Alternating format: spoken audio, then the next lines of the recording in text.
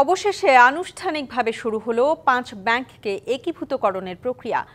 বাংলাদেশ ব্যাংকের governor doctor Ahsan H Mansur জানান, ব্যাংকগুলোর দৈনন্দিন কার্যক্রম অব্যাহত থাকবে, পাশাপাশি এগিয়ে চলবে একীভূত হওয়ার প্রক্রিয়াও।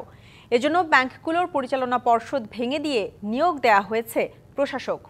আমানতকারীদের আশ্বস্ত করে তিনি জানান, ৫ ব্যাংক মিলে নতুন সরকারি ব্যাংক হবে, তাই আমানত ফেরত পাওয়া নিয়ে শঙ্কার কিছু নেই।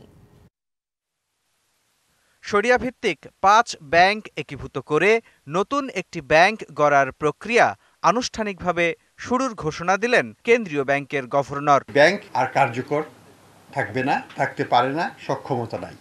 আমানতকারীদের আশ্বস্ত করে তিনি বলেন, ৩৫,০০০ কোটি টাকা মূলধনের নতুন ব্যাংক ফেরত দেবে আমানতকারীদের টাকা। তবে সরকারি মালিকানার এ নতুন ব্যাংক থেকে আতঙ্কিত হয়ে টাকা না তুলে নেয়ার অনুরোধও করেন তিনি। কারোর কোনো ভয়ের কিছু নাই, প্রত্যেক ডিপোজিটারকেই মার্কেট বেসড ইন্টারেস্ট রেট দিব ডে 1 থেকে, যেদিন থেকে একীভূত হবে। জানান, এ মাসের শেষ দিকে ৫ ব্যাংকে আটকে থাকা সর্বোচ্চ ২ লাখ টাকা পর্যন্ত আমানত ফেরত পাওয়া শুরু করবেন গ্রাহকরা। ২ লক্ষ টাকা আছে বলে যে ২ লক্ষ টাকায় তুলে ফেলতে হবে তাও না, কারণ এই ব্যাংক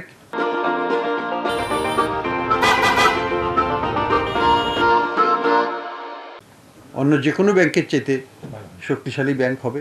একীভূত করার প্রক্রিয়া শুরু করতে ব্যাংকগুলোতে নিয়োগ দেওয়া হয়েছে প্রশাসক। বিল পেমেন্টস, আমাদের রেমিটেন্স আসতেছে, কাজে বিজনেস চলতে হবে, at the same time take ওভারও হতে হবে।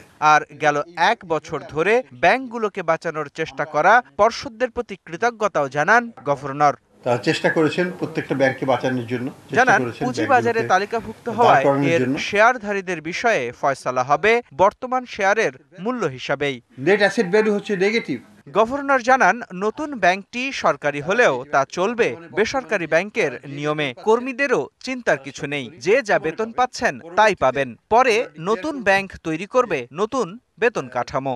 Salary structure nationalisation this that, সেটা আস্তে আস্তে হবে। নতুন সরকার ক্ষমতায় এলে এ প্রক্রিয়া থেমে যাবে কিনা এমন প্রশ্নে গভর্নর মনে করেন, আর্থিক খাতের কল্যাণে একীভূত করার প্রক্রিয়া বন্ধ হওয়ার সুযোগ নেই। এটা জনগণের এবং দেশের স্বার্থে করছি, আমাদের আর্থিক খাতের স্বার্থে করছি, এবং এটা সরকারের স্বার্থেই করছি। এস আলম, নজরুল ইসলাম মজুমদার বা নাফিস শরাফতের মতো লুটেরারা আবারও দেশের ব্যাংক খাতে ফিরে আসবে বা আসার মতো পরিবেশ তৈরি হবে বলেও মনে করেন না কেন্দ্রীয় ব্যাংকের গভর্নর।